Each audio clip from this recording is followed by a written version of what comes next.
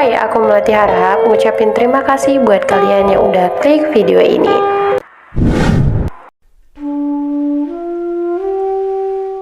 Oke, lanjut. Setelah akhirnya Maya, Pak Ustadz dan teman-temannya pergi, si Andin ini tidur karena dia juga udah kecapean. Besok paginya pas dia bangun, Bi Asi memang benar ada di samping dia, dan Bi Asi ngegoyangin badan dia tuh kayak kesenangan gitu loh. Kamu udah bangun gitu. Terus si Andin bilang, iya bu gitu.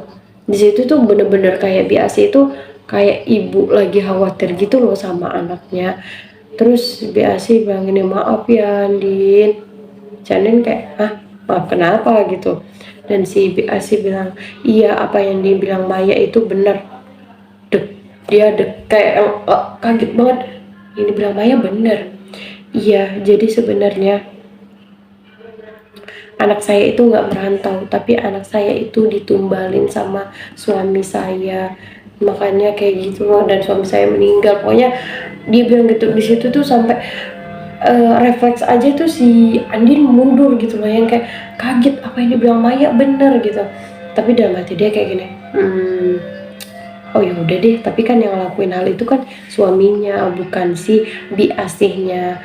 Terus Bi Asih juga bilang gini, kamu bakal aman kok asalkan kamu gak macem-macem, sambil senyum. Di situ jadi kayak yang tiba-tiba dia kayak kelihatan sedih, tiba-tiba dia serem lagi. Di situ tuh pas dia bilang asal kamu gak macem-macem, si Andin itu yang kayak ya Allah astagfirullah gitu. Terus berubah lagi ekspresinya dan bilang gini, ya udah sana kamu mandi. Dia pergi mandi, dan di situ ekspresinya Bi Asi ini benar-benar udah balik kayak ya Bi Asi seperti biasanya gitu. Terus jam 9 pagi dia pergilah, ini ada kegiatan apel. Di situ dia ngeliat kayak lah, kok Maya nggak kelihatan ya. Dia nanya sama temen si Maya yang juga anak IPA, Maya di mana? Terus temennya bilang gini, kamu nggak tahu ya kalau semalam kalau si Maya itu ternyata kesurupan dan akhirnya dibawa pulang. Di situ kayak ya Allah, si Andin makin takut. Soalnya kemarin itu Bi Asi ngomong kayak gini loh, kamu jangan asal ngomong, nanti kamu bakal tahu akibatnya gitu. Dan sekarang dia ngedengar kalau si Maya itu kesurupan dan sekarang udah lagi nggak di desa itu. Akhirnya dia mutusin buat aku malam ini nggak mau nih tidur di rumah itu. Dia tidur di kampung sebelah, di tempat temannya yang tadi yang rumahnya gede, yang orang kaya itu. Dia tidur di situ. Dan jarak antara kampung satu sama kampung sebelah itu kayak rumahnya si Bi Asih ke rumah temennya itu lumayan jauh ya. Mereka tuh bakal ngelewatin kebun-kebun. Di malam akhirnya dia sholat maghrib sama temen-temennya, dia ngaji. Dan di situ setelah dia ngaji, dia sampai ngaji 3 juz. Dan dia ngeliat nih ada chat dari si Bi Asih, tapi dia itu kayak aku terlalu takut gitu. Dia udah terlalu takut kalau sampai ke rumah Bi Asih lagi. Bi Asih ngechatin dia, "Dek lagi di mana?" gini. Tapi dia kayak udahlah, kalau nggak peduli lagi. Teman-teman dia itu lagi ngelawak aja, dia itu kayak cuma diem aja karena kebanyakan pikiran gitu. Terus sampai udah deh dia mau mutusin buat tidur. Pas dia baru meremin matanya, tiba-tiba temennya bilang, Din, kamu dicariin tuh. Ternyata udah ada Bi Asih, Pak Ilham, sama 2 gurunya. Jadi udah ada 4 orang yang ngejemput si Andin. Di situ dia kayak ya Allah, aku sampai dijemput kayak gini sih. Aku tuh takut. Itu tuh malam Jumat, aku nih takut gitu loh tinggal sama Bi Asih berdua. Tapi karena Bi Asih itu pas ketemu dia langsung meluk dan bilang gini, ya ampun ibu khawatir. Ya kembalilah lunak hatinya si Andin. Dia kayak ya udah deh aku pulang. Dia tuh kayak ngerasa mau nangis loh. Udah di rumah itu mereka makan, dia yang lemes gitu, dia balik ke kamar. Terus biasa bilang gini, saya temenin ya biar kamunya nggak takut. Dia senyum aja. Dia masuk ke kamarnya, ditemenin sama Bi Asih. Dia tidur, dan pas dia tidur dia mimpi nenek-nenek itu datang lagi sambil ngetawain dia. ketawain dia, terus dia kebangun, dan di situ pas dia bangun dia demam. Biasa langsung, kurang ajar nih, siapa ini yang berani ngirim, ya ampun kamu sampai demam demam kayak gini gitu. Jadi dia tuh kayak khawatir banget loh sama si Andin kayak, ya ampun aku jahat banget ya udah mikirin negatif sama Biasi, padahal Biasi sekhawatir ini loh sama aku. Akhirnya dia udah dirawat sama Biasi si Andinnya, terus dia tidur lagi lah, dan dia ya bangun terus sholat subuh. Besok paginya, jadi itu hari terakhir mereka tinggal di situ. Terus kayak nggak ada kegiatan apa-apa. Si Andin ini cuma nonton televisi aja. Terus pas dia lagi asik nonton, tiba-tiba dia dengar ada suara kayak brak gitu, ada kecelakaan. Dia langsung lari ke depan, dan di situ dia kaget banget ngeliat mayat yang udah korban kecelakaan yang benar-benar udah berantakan. Dan ternyata itu adalah Ibu Tuti, dimana Ibu Tuti ini tuh sekretarisnya Bapak Prapto. Terus dia yang kayak, aduh baru pertama kali ngeliat kejadian kecelakaan itu dengan bentuk yang benar-benar hancur. Ibu Biasi ini langsung bawa dia ke dalam rumah, dia kayak aduh merinding banget ngeliat hal kayak gitu.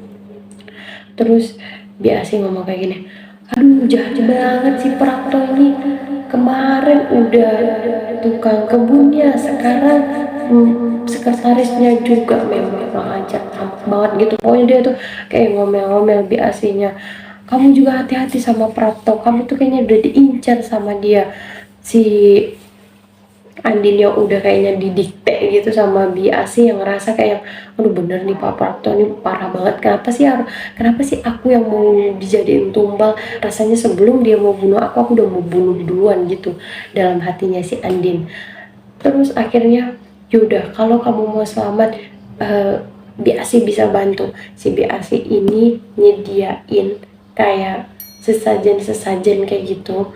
Terus dia minta darahnya si Andin tapi sedikit aja katanya, gak usah banyak-banyak ya, kayak ditusuk gitu terus darahnya dicelupin, udah dibuat sesajen dimana si Andin ini harus tetap kayak ini sesajen nih di depan dia, dan dia harus tetap duduk nih di depan sesajen ini, duduk di kursi ya, di meja makan gitu. Terus sebelum mereka melakukan hal itu, si Maya ini ngechat si Andin ngomong kayak gini, kamu hati-hati ya, ini adalah hari dimana kayak si Ibu Asi ini bakal melakukan sesuatu hal gitu loh, dan kamu harus hati-hati soalnya dia lagi ngawasin kamu. Tapi kan si Andinnya ini udah percaya banget sama si Biasi, dia ngikut-ngikut aja. Terus dia sampai nanya kayak gini, Bi, kalau nanti aku mau sholat maghrib gimana? Kamu mau mati apa?